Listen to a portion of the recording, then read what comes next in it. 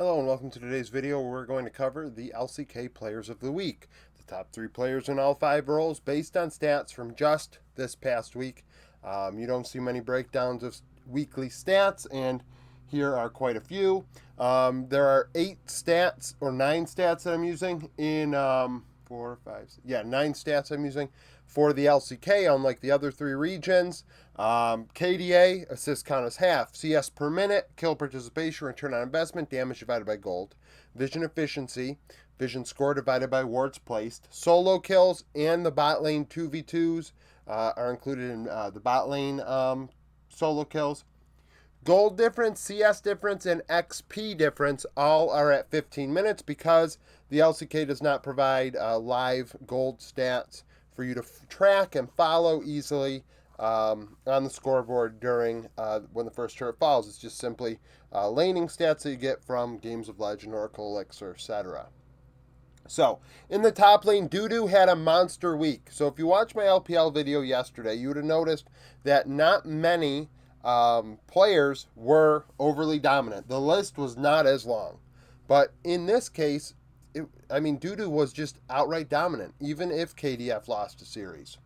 CS per minute, first, 8.9. Kill participation, 69%. CS difference, 15, all first.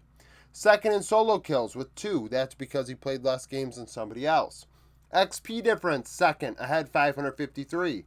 Third in KDA, 3.1. Return on investment, 1.41. Vision efficiency, 2.96. And gold difference ahead, 469. For the Freaks, Dudu once again performs well. Dudu has done well statistically for many years. Personally, I think he deserves to be on a very good team. And if he was on a very good team, a lot of people would finally realize just how great he is. Keen, second team.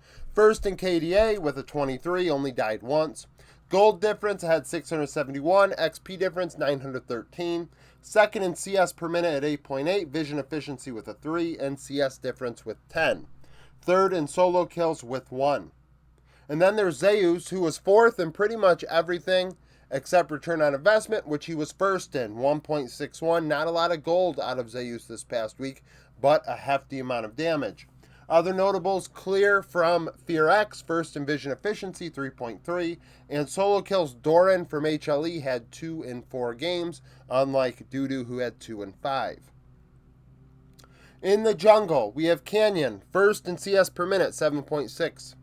First in return on investment, 1.59. Gold difference, 1,558 gold ahead. CS difference, 33. And XP difference, 1,612. Canyon put up one of those 4-game stretches that reminds you why he is the greatest jungler to ever play the game. Second in kill participation, 82%. Third in KDA, 4.8. Peanut for HLE, first in KDA, 32. KP, 85%. Vision efficiency, 5.21.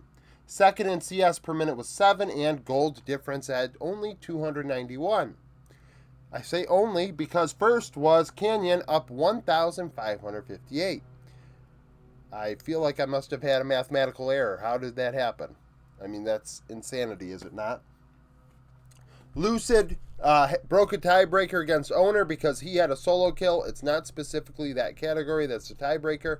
It's the fact that Owner was not first in any category. Owner, first in solo kills, is the only jungler with one at all. Second in CS difference with 9. Third in vision efficiency, 4.5. And gold difference, 193. No other player was first in a category outside of these 3. Mid lane, Zeka on the first team.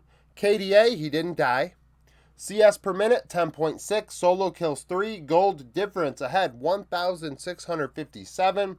CS difference 20. And XP difference 953. Talk about a laning monster. Chovy, not first in anything, but second in KDA, 8.5. CS per minute, 10.2. Gold difference 906. CS difference 14. Third in return on investment, 1.89. Vision efficiency, 3.02. And XP difference 217. So his laning numbers just one behind Zeka and first in many other categories, but I think he was like 10th in kill participation or something, which ended up tanking his stats. And then there's closer. So we have Dudu in top lane, and I'm giving him his flowers. But Closer as well, I believe, deserves more credit than he gets. He's been struggling for a while now to get wins on Live Sandbox, and now known as Fear X. And he's better than the team he's on. Statistically, he's always strong. He's third or fourth in the LCK when I do my All Pros, because he is that good statistically. And once again, this week, he shows us a glimpse of that. Second in kill participation with 80%, and return on investment 1.93. And he is also ahead in XP and CS in his lane. XP second at 389, and third in CS difference with 7 ahead. I mean, Closer tends to find ways to be impactful. He gets leads. He dealt a lot of damage, but the rest of his team not doing as well. And Closer did make some errors. I mean, his KDA was, I think, 8th out of the entire group, so it's not like he played perfect either. Other notables, Kiahu for DRX, 81% KP was first. Showmaker, D plus Kia, 2.09 return on investment. Vision Efficiency, Bulldog of KDF, 3.26. Bot lane duos. Viper Delight, first in KDA, 6.6 CS per minute combined, 11.9. Vision Efficiency, 2.48. Ahead 20 CS and 1,365 XP on average. Eamon Kellen, first in KP at 76, and return on investment 1.41, and then fourth in a lot of different categories. Gumacaria, second in KDA, 4.6. Gold difference ahead 641. CS difference 8. Third in CS per minute at 11.2. Return on investment 1.26, and also had 2v2 or solo kills. Sorry for the noise in the background.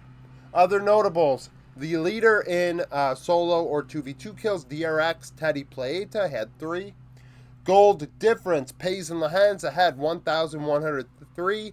I think at least 2 of their games are Senna games, in part causing them to, struggle in some stats. I mean, it's pretty self-explanatory. That's a weak side bot lane, so they're going to drop in the statistical categories. I know I had somebody in the LCS video last week. I don't know if it was trying to goad out that I felt that Quad was a downgrade from Jensen, but in the case that it wasn't, it was how stats don't, stats here or there. Stats are a good indicator for the majority of the time of if a player is decent or not. Seldom do you find a player with great stats that is terrible, and seldom do you find a player with terrible stats that are great. They're anomalies. And there's a reason why anomalies exist. And then people are going to say, yeah, well, because of an anomaly, anybody could be one. Yeah, I mean, if you go live your life based off of that 1% chance that things don't usually follow suit, you can do that, but I don't. So that's a thing. But nevertheless, thank you for watching. If you liked the video, like it. Subscribe to the channel for daily League of Legends content. Follow me on Twitter. Join the Discord. Become a YouTube supporter. And hope to see you again tomorrow.